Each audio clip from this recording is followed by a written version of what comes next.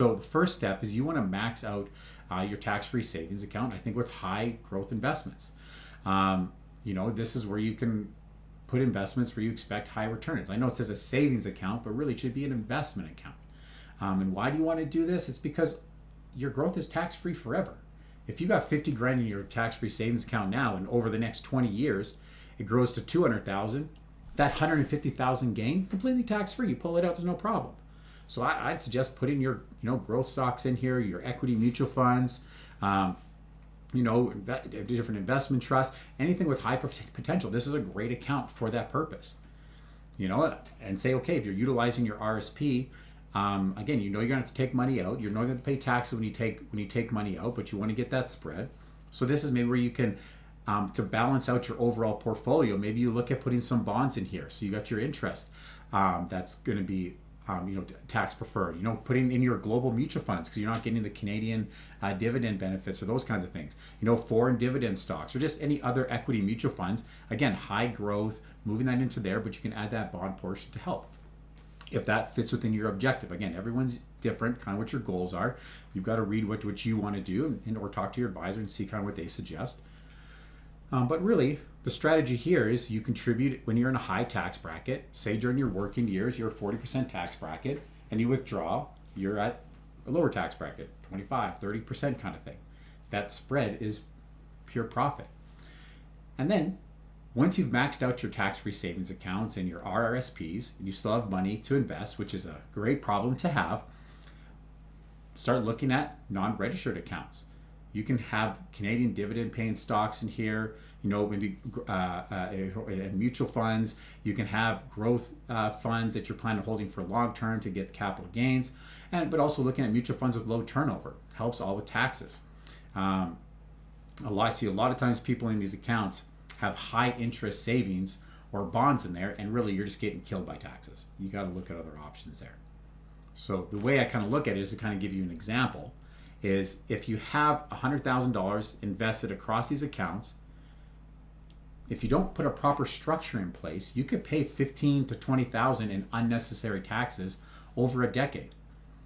But if you structure it properly, you got the money in the right vehicles, you can reduce your taxes by as much as 50 or even 75%. That's an extra $7,500 to $15,000 back in your pocket just from rearranging the same investments in a different in a proper strategy or different tools.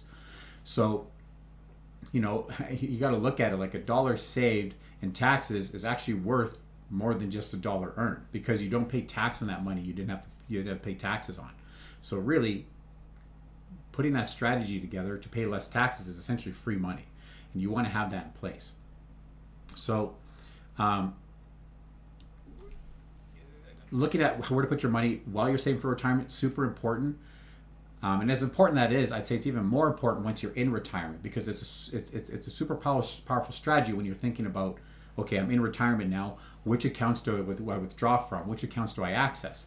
So most people think I'll just withdraw from my accounts whenever I need money. Just grab the account, pull out. It doesn't matter where I go. Well, wealthy retirees think strategically about which accounts to tap into and when. So everyone's case is different. And you want to look at it and you got to run the numbers and see, hey, what's the best strategy based on my accounts and my goals and how much money I want to have and, whether you want to leave money behind or whatnot. Like there's a bunch of different ideas and strategies there. But, you might want to look at potentially in the early years, if you're retiring early, draw down your RSPs before you have the minimums and you got to hit certain numbers where you're in control. You can pull out what you want to pull out to stay within certain, whether income tested benefits or just within your marginal tax rates, you can stay below those numbers. You offset that through TFSAs or just other sources. You want to utilize your tax-free savings account to take extra money to keep you below certain thresholds. Maybe you've got a big purchase, you want to do a trip, or you got to buy a car, or you got to fix the roof on your house, and you need a big chunk of money. Well, if you got your tax-free savings account, you could potentially use that. So instead of taking from your RRSP, moving your income up to a higher tax bracket, now you're not, you're paying more in taxes, you're not getting that spread. You can pull from your tax-free savings account, keeping your taxable income lower, and you can continue to access those benefits.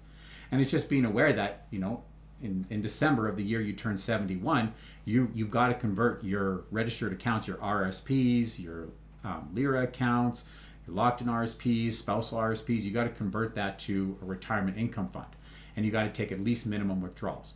You can take more, but you got to take at least minimums there. So, actually, according to a retirement expert, Fred Vitesse, he actually wrote, retirement income for life. He said the proper income sequencing in retirement can be worth 100,000 or more over a 30-year retirement. It's not just by earning more; it's actually by drawing down your savings in the right order.